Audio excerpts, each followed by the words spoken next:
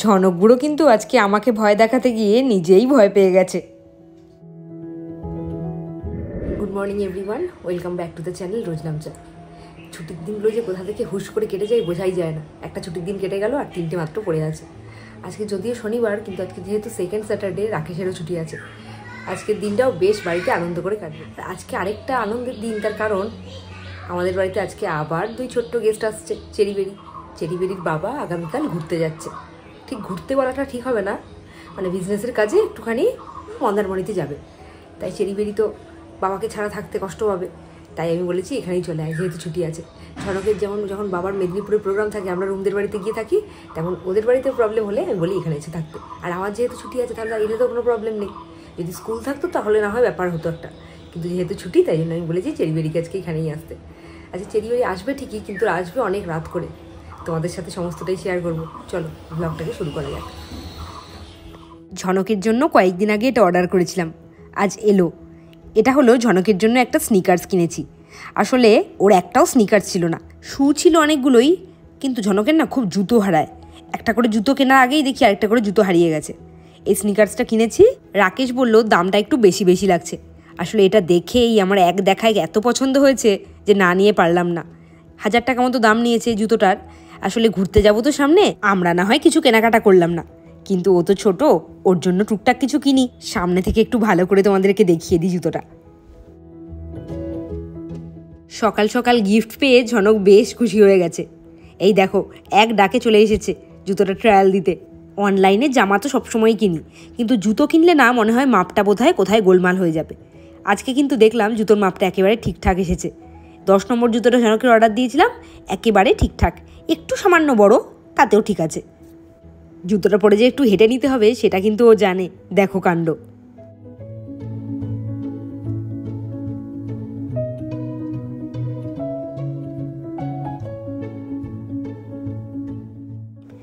এইবার চলে এসেছি সেই ড্রাই শিটটা পাতবো বলে। আজকে তো হাতে অফুরন্ত সময়, কোনো কাজের কোনো রুটিন নেই, তাই ভাবলাম সকাল সকাল ড্রাই শিটটা পেতে দিই। আজকে তো চেরিবেরি আসবে, ওদেরও কাজে লেগে যাবে।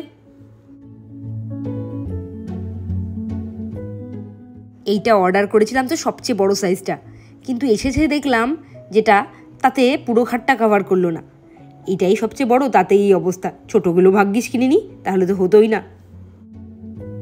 দেখছো চারিদিকটা কেমন ছোট, তাও মাঝখানটাতে দিয়ে রাখলাম। মাঝখানটাই তো বেশি লাগে, চারিদিকে অতটা দরকার হয় না। এইটা কিনলাম তো কিনলাম, অনেক দিন দেরি করে কিনলাম। এটা যদি আগেই কিনে নিতাম, টাকাটা তো এমনিও গেল, তাহলে আমার তোষকটা তো অন্তত বাঁচত। এইবার ফটাফট চাদরটা পেতে দিই। মনে হচ্ছে কাজ নেই, কিন্তু প্রচুর কাজ পড়ে আছে। আজকে কোনো কাজই হয়নি। ছুটির দিনে আরও বেশি কাজ মনে হয় থাকে। আর সত্যি কথা বলতে কি, এই এত গরমে না আমি কাজে একদম স্পিড পাই না, ওই জন্য আরও দেরি হয়ে যায়।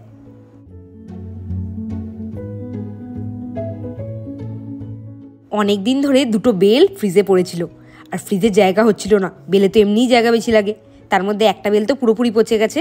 আর এই বেলটা রাকেশ অফিস থেকে নিয়ে এসেছিল। ওর অফিসে অনেক গাছ আছে, বেল গাছ আছে, জামরুল গাছ আছে। তোমাদেরকে এক বিন্দু মিথ্যে কথা যদি আমি বলি, কেনা বেল না তো কি হয়েছে, কিন্তু বেলটা এত টেস্ট ছিল আর এত মিষ্টি ছিল, দারুণ। এই বেলটা না রাকেশই ফাটিয়ে দিয়েছে, আর ভেতর থেকে এটা বেরও করে দিয়েছে। আমি বললাম জলে ভিজিয়ে রাখো। এটা যদিও গীতাদির থেকেই জানা, গীতাদি এই বুদ্ধিটা আমাকে দিয়েছে। যখন বেলের শরবত করতে হয়, বেলটা ছাড়িয়ে যদি জলে ভিজিয়ে রাখা হয় না, বেল পানা করতে খুব সহজ হয়। আসলে জলে ভিজিয়ে রাখলে তো বেলটা নরম হয়ে যায়। এই দেখো, বেলটা আমি কিছুক্ষণ ভিজিয়েই রেখেছিলাম। তখন আমি ঝনককে খাইয়ে নিলাম। তারপরে ঝনককে খাইয়ে দাইয়ে এসে গেছি এখন বেলের শরবতটা করতে। আগে একটু চটকে নিলাম, আর এইবার ছেঁকে নেব অল্প অল্প জল দিয়ে। আমি যখন ছোট ছিলাম তখন আমাদের বাড়িতে না বেল গাছ ছিল, আর বাবা ঠাম্মাকে দেখতাম বেলপানা করতো কেমন করে বলো তো। ওই যে কতগুলো ফুটো ফুটো থালা পাওয়া যায় না, ওইগুলোর ওপরে বেলটাকে রেখে সমান এরকম করে নাড়াতো আর তলা দিয়ে পড়তো। আজকে বেলপানা করার সময় ওই কথাগুলো খুব মনে পড়ছিল। মনে হচ্ছে কদিন আগের কথা। তখন আমরা কতটুকু ছিলাম, ঝনকের থেকে আর একটু বড় হয়তো। আর এখন দেখো কত বড় হয়ে গেছি, আমারও একটা সেই বয়সী ছেলে হয়ে গেছে। এই শরবত জিনিসটা না ঠান্ডা জল দিয়ে না করলে একদম ভালো লাগে না। যদিও আমি ফ্রিজে রেখে দেবো, তাও ভাবলাম যে ফ্রিজে যখন জল আছে, ফ্রিজের জল দিয়েই না হয় এই বেলপানাটা করা যাক। খেতে যা হয়েছিল না, দুর্দান্ত। এইসব কাজ তাড়াহুড়োর মধ্যে একদম হয় না। আজকে যেহেতু হাতে সময় আছে, আমি ভেবেই রেখেছিলাম বেলটাকে আজকে আমি উদ্ধার করবই করব। ব্যাস, উদ্ধার করে ফেললাম। এইবারে এর মধ্যে দেবো সামান্য একটু বিট নুন আর দেবো মিষ্টির জন্য সামান্য একটু জ্যাগরি পাউডার। ব্যাস, এটা একেবারে ডান। যা, কালারটাই একেবারে চেঞ্জ হয়ে গেল। এটা সকাল সকাল খেলেই ভালো হতো, কিন্তু করতে করতে এতটাই বেলা হয়ে গেছে না, ব্রেকফাস্টের টাইম হয়ে গেছে, তাই এটা থাক, ফলের সাথেই খেয়ে নেব। ঝনককে তো আগেই খাইয়ে দিয়েছি, এবার আমাদের খাবারটাও রেডি করে নিই। আজকের ব্রেকফাস্টের মেনুতে ছিল রুটি, তার সাথে কুঁদরি ভাজা। এই কুঁদরিটা না খেতে একদম পছন্দ করি না, তাও ভেজেছিল, বেশ ভালোই লেগেছে। একটু পেঁয়াজ আর একটু রসুন দিয়ে ভেজেছিল, তাই কুঁদরির গন্ধটা অতটা ছিল না। আর এই যে ছানাটা দেখছো মাখছি, এটা রাকেশের জন্য। আমি ছানা খেতে মোটেই পছন্দ করি না। তার সাথে ড্রাই ফ্রুটগুলোও নিয়ে নিলাম, আজকে সকালে আর সেটা খাওয়ার টাইম হয়নি। আর তার সাথে ডিম সেদ্ধ, কলা, এগুলো তো মাস্ট, রোজই থাকে। তোমাদেরকে কিন্তু আমি একটুও বাড়িয়ে বলছি না, এই কলাগুলো এনেছে প্রায় 1 সপ্তাহ হতে চললো। এই এত গরম পড়েছে, অন্য সময় হলে একেবারে ইঁদুরের মতো কালো হয়ে যেত। খোসাগুলো সামান্য একটু কালো হয়েছে ঠিকই, ভেতরগুলো একেবারে ফ্রেশ, দেখতে পাচ্ছ। আর এর সাথে নিয়ে নেব সেদিনকের ওই গজা আর লাড্ডুর ভর্তাটা। একটা প্যাকেট ছেঁকে গেছিল তো, ওটা তো শেষ করতে হবে।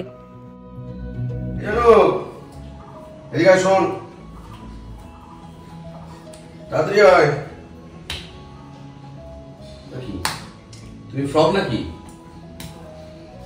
তাড়াতাড়ি এসো, তাড়াতাড়ি এসো, এসো দৌড়ে।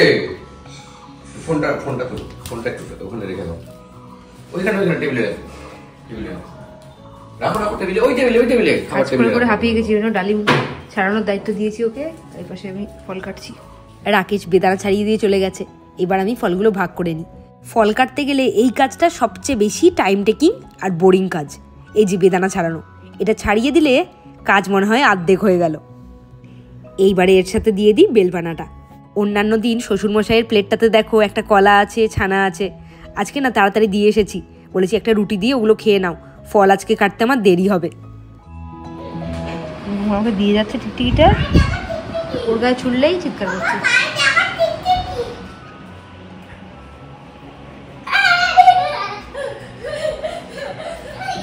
ছুটির দিনে ঝনক সোনাটার সাথে এইসব খেলতে না বেশ ভালো লাগে।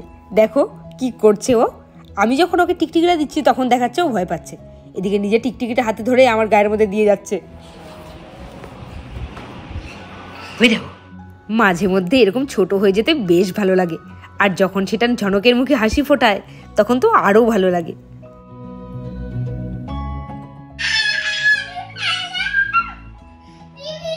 আমি চলে যাচ্ছি, চলে এসো, আমি চলে যাচ্ছি, দেবো না, এসো, চলে এসো, দেবো না। এই যে এখানে রেখে গেলাম, এবার নামবে, এখন আর ভয় লাগছে না, এবার নামবে।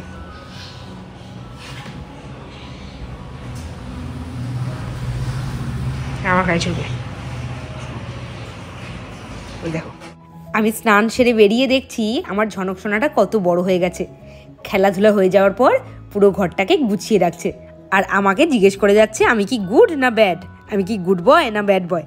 এই প্রশ্নটা যে সারাদিনের মধ্যে কতবার করে আমাকে ও, তার কোনো ঠিক ঠিকানাই নেই।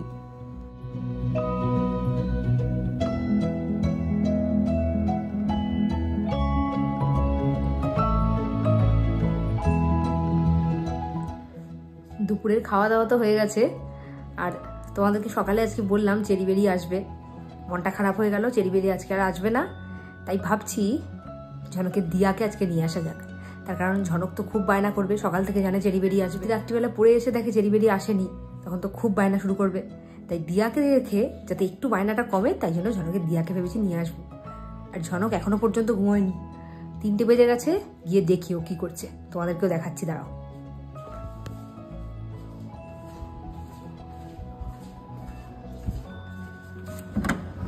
এই ঘরে এসে দেখছি ঝনক সোনা আজকে বাবার কাছে গল্প শুনতে শুনতে ঘুমানোর আবদার করেছে। বাবা কি সেই আবদার ফেলতে পারে? বাবাও গল্প বলছে আর উনি শুনছেন। তবে গল্প বলে বলে যখন ক্লান্ত হয়ে গেছে, যেই ঘর থেকে বেরোতে যাবে অমনি কাণ্ড দেখো।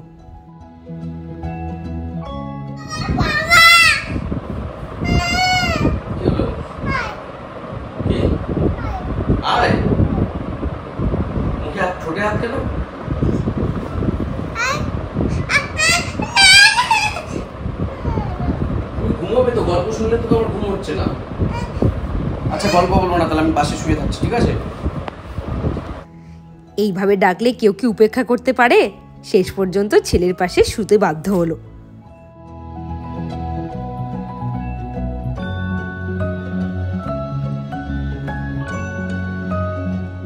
সন্ধেবেলা ঘুম থেকে ওঠার পর ঝনককে রেডি করে দিয়েছি, আর আজকে একেবারে হালকা পাতলা জামা পরিয়েছি। খুব গরম পড়েছে তাই জন্য। পড়তে যাচ্ছে, তবে ব্যাগ ছাড়াই পড়তে যাচ্ছে। ব্যাগটা তো দিয়ার বাড়িতেই থেকে গেছিল, ওইখান থেকে ব্যাগটাকে নিয়ে তারপরে যাবে পড়তে। তোমরা অনেকেই জিজ্ঞেস করেছিলে যে আমরা কোথায় ঘুরতে যাচ্ছি। আসলে এতদিন ধরে আমরা নিজেরাই কনফিউজ ছিলাম যে আমরা আদৌ কি ঘুরতে যাচ্ছি কি যাচ্ছি না। সবাই চারিদিক থেকে এমনভাবে বলছিল, নিজেরাও ভাবছিলাম যে ওখানে গিয়ে যদি আটকা পড়ে যাই, সাথে এতগুলো বাচ্চা থাকছে, ওদেরকে নিয়ে গিয়ে যদি ওখানে ফেসে যাই, এয়ারপোর্ট যদি বন্ধ করে দেয়, ফিরতে না পারি, তাহলে কি হবে। এদিকে আবার ফ্লাইটের টিকিট কাটা হয়ে গেছে, যদি ক্যান্সেল করা হয় টিকিটের টাকা তো সেভাবে ফেরত পাওয়া যায় না, সেটা একটা বড় লস। সমস্ত কিছু ব্যাপার নিয়ে না একেবারে ঘেটেছিলাম। রাকেশকে জিজ্ঞেস করলেও একটাই কথা বলছিল যে এখনো তো হাতে কয়েকটা দিন আছে, দেখা যাক, আর 5টা দিন 7টা দিন যাক, যুদ্ধ পরিস্থিতি কীরকম মানে পর্যায়ে পৌঁছয় সেটা দেখা যাক, তারপরে ডিসিশন নেওয়া যাবে। এমনিতেও তো ফ্লাইটের টিকিট আমরা ফেরত পাবো না টাকা, তাহলে কয়েকটা দিন যাক না, তারপরে ঠিক করা যাবে। আসলে আজকে তোমাদেরকে জানাতে আর কোনো অসুবিধা নেই, কারণ চারিদিকে যেমন যুদ্ধ পরিস্থিতি তৈরি হয়েছিল তোমরা তো প্রত্যেকেই জানো, আমরাও জানি। আজকে শুনলাম যে মোটামুটি একটা স্থিতিশীল অবস্থায় এসেছে, এখন আর সেই রকম ভয়টা আর নেই। তাই আমরা ভাবলাম যে একবার যাওয়ার প্ল্যানটাকে এগোনোই যায়।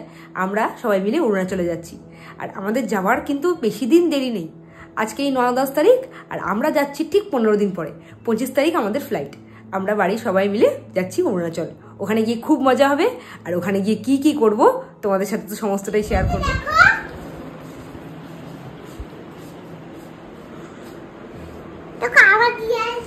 তোমার দিয়া আমি আর কার দিয়া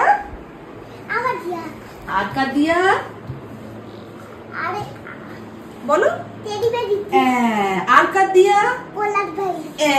এই তো গুড বয়, সব জানে আমার ছোট তো। আমাকে পিছনে পিছনে উঠতে দেবে না, ও আগে আগে উঠবে, চলে যায়, তাই করে। তাই আমাকে আগে উঠতে দিয়েছে। বাবাজি, আজকে আমি ঝনকের সাথে ঘুম করবো। দিয়া এসেছে বলে ঝনক কতটা আনন্দ পেয়েছে তোমরা নিশ্চয়ই বুঝতে পারছো। আমি তো ঘরের কাজ নিয়ে ব্যস্ত, আর ঝনক দিয়া আসার পর থেকে দিয়াকে কাচ্ছাড়া করছে না। অবস্থাটা দেখো, দেখ কি করছে, দেখো এই ঘরে। ওর আজকের বায়না, ও দিয়ার কাছে খাবে, দিয়ার কাছে ঘুমোবে, সমস্ত কিছু দিয়ার কাছেই করবে। দিয়া তো আর নাতির কথা ফেলতে পারে না, এসেই বসে পড়েছে নাতিকে খাওয়াতে। এই তো গেল খাওয়ার কথা। ঝনক কিন্তু আজকে দিয়ার সাথে ঘুমোবেও। ওই দেখো একেবারে আহ্লাদে আটখানা হয়ে আছে। ভেবেছিলাম সমস্ত কিছু মিটমাট হয়ে গেছে, সব যুদ্ধ বন্ধ হয়ে গেছে, আমরা ঘুরতে যেতে পারবো। আবার তো শুরু হলো, কি হবে? ঠিক পারবো। আমাদের মনে এখনো পর্যন্ত আশা আছে যে আমরা যাওয়ার আগে সমস্ত কিছু ঠিকঠাক হয়ে যাবে। ঝনককে দেখো কি আহ্লাদটাই না করছে আজকে দিয়া এসেছে বলে। আজকে তাহলে ভ্লগটা এখানেই শেষ করে দিই। কালকে একটা নতুন ভ্লগ নিয়ে তোমাদের সাথে দেখা হবে। ততক্ষণের জন্য গুড নাইট, টাটা।